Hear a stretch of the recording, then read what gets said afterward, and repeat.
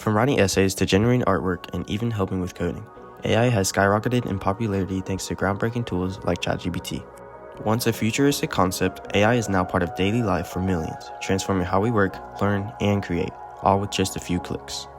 Listen, I know we've all been there. The teacher assigns so much work, and the only rational thing that we can think of is to plug it all into ChatGPT for a quick and easy solution. Yes, it does work, but it's not ethical, and you really don't learn much from using AI just like that. Instead, we should use AI as a learning tool instead of a cheat code. Also, a little side note, AI detection has gotten a lot better over the years, and soon it will become easy to detect AI-generated content just like that. So how do we use it correctly as a learning tool and to maximize time efficiency? First, we have to understand when to use it. So when do we use it? Basically, you can use it on whenever and on whatever. It's limitless. Whether that to be study for a test or create a rough draft for your essay, AI is very helpful in these situations. Today, I will walk through a complete tutorial on how I use AI for my classes and how I use it as a learning tool. I use these methods to help me understand material and fully grasp what it is I'm learning. So for the first step, I'd recommend to write down all the topics you're not too sure of. This just gives you an idea of what you need to focus on. Since you know what you know and you know what you don't know, this should be a quick and easy process. To be honest, I just skipped this step since I don't really feel like doing it, but if I were to start again, I would definitely get into this habit. Now for the second step, let's actually go to ChatGPT. For this example, I will be using the class AP World History. We're going to ask it to make a Unit 2 study guide for this course. As you can see, it creates a full study guide of key concepts in that unit. You can use this as a refresher, or let's say you don't really fully understand the topic. Let's pick the Silk Roads for example. We can ask it to go into depth on that topic. As you can see, it put out a way more detailed response than before. Now, this gives us a good prompt to study, but reading it over and over again can make you understand the topic, but it won't stick. So this brings me to the next website. We all know and love it, Quizlet. Quizlet has a new study guide tool feature where we can copy and paste what ChatGPT just made for us to create flashcards for us to study and retain the material in our brains.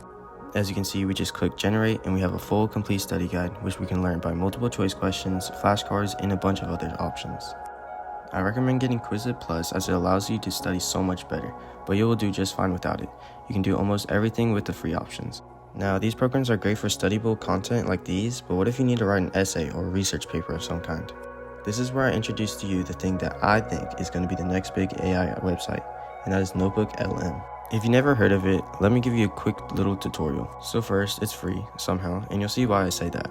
So what you want to do is insert your sources. My sources is the key concepts of AP World History from College Boards themselves. I just insert the downloaded sources here, and it reads whatever it is, so basically now it's in its brain, and it's using whatever is in that source, and we're just getting started.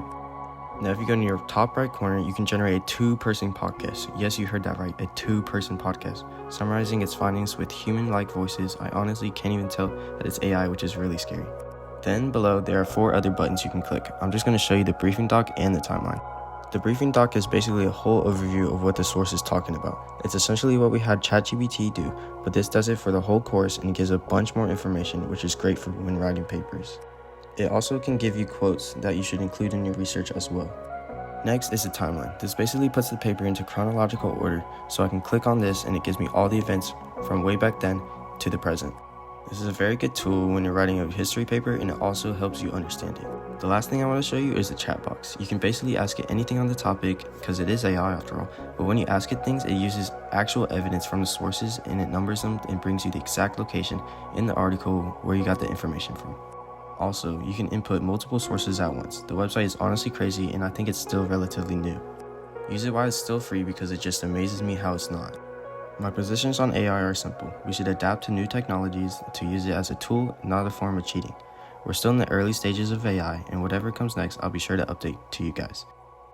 Also, by the way, this is like my second video on this channel. I'd appreciate if you left a like and subscribe.